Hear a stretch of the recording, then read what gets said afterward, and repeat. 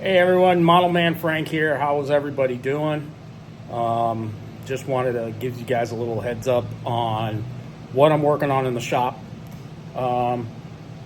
Since I moved everything around, it's been easier to work on. I'm able to have my computer behind me. Who I have behind me I'm listening to right now is Fat Guy Fly RC. He just put out a new video.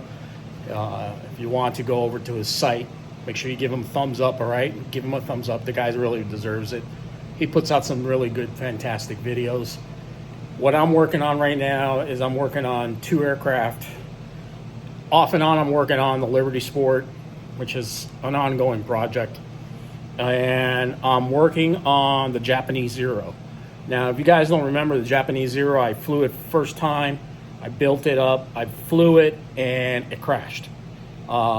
It went into what was basically, it was flying with straight and level, and then it kind of pitched up a little bit, tilted over, and then spiraled into the ground. So that's what really happened on the Japanese Zero. The wings broke off, the motor mount broke, everything it just went downhill from there. So I've rebuilt it, and I'm going to show it to you now. So here's the Japanese Zero, and I remounted the engine. As you can all see, the engine's been mounted back up, and I've redone the interior layout a little bit better.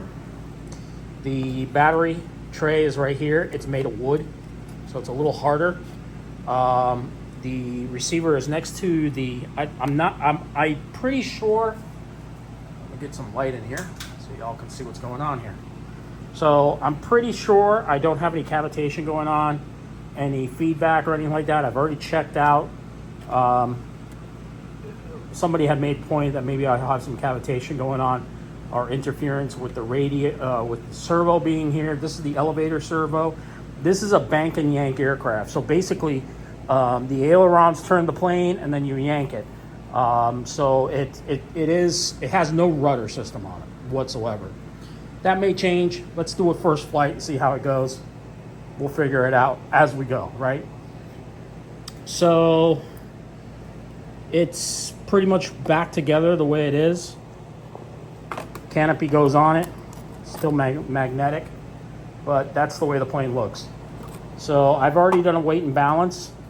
The plane is pretty heavy, but it is nose down a little bit. It was down a little bit on the nose, but I reconfigured it. I put a ton of weight. I don't think you can see all that weight back there.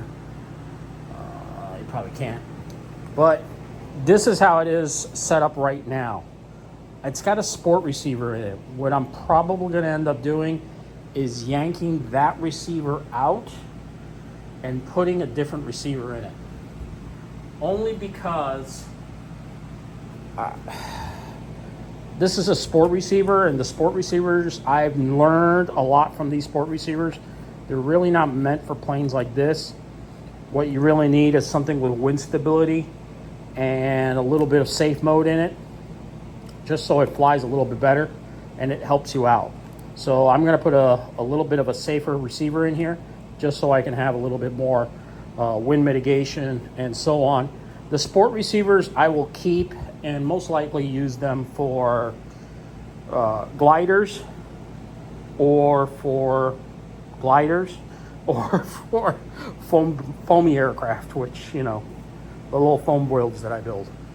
But this is what's going on right now. I still have to cover up the tail